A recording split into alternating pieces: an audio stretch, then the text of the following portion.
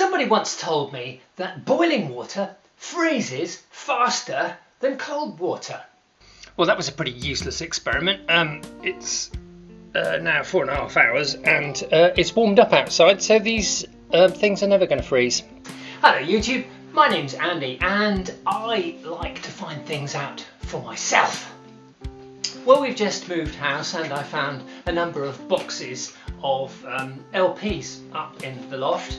And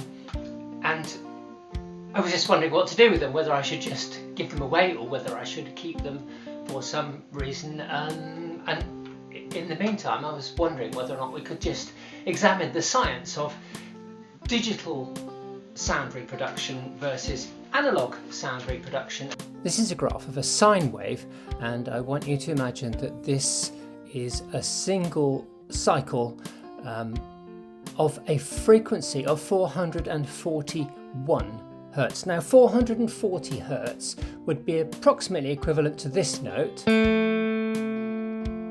That's A above middle C, but 441 Hertz would be slightly higher than that, maybe something like this.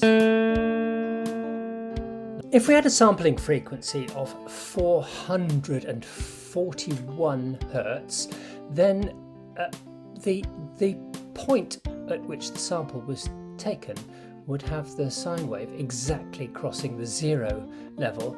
In other words, the green line would be essentially the sound that we get, which would be nothing. There would be absolutely no output. So let's just imagine that we have sampled at 882 Hertz. That's double the frequency of the tone that's being played.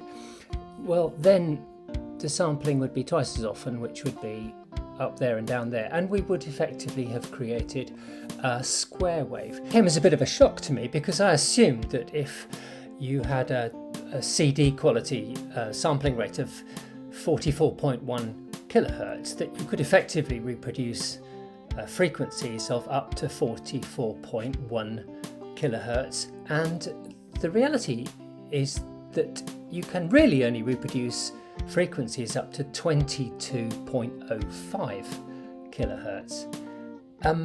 You would think that'd be enough, wouldn't you? Because human hearing at best only goes up to 19 kilohertz, but I wouldn't be prepared to bet that absolutely nobody could hear tones of 22 kilohertz. It's way beyond my hearing, but you know, there's probably people out there that actually can. So my question is, what does a square wave actually sound like?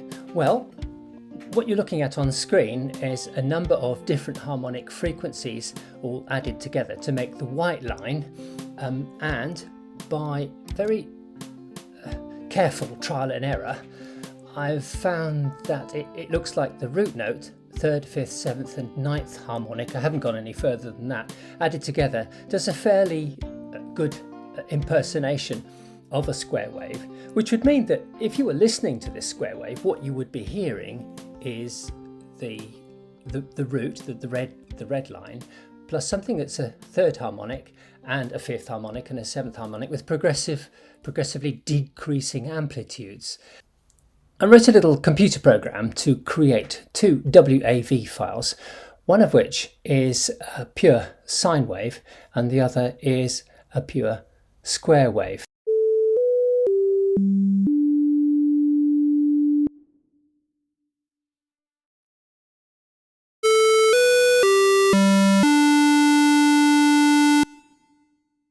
Okay, let's go back to our sine wave again. Let's just imagine that this is a sine wave at a frequency of 22.05 kilohertz.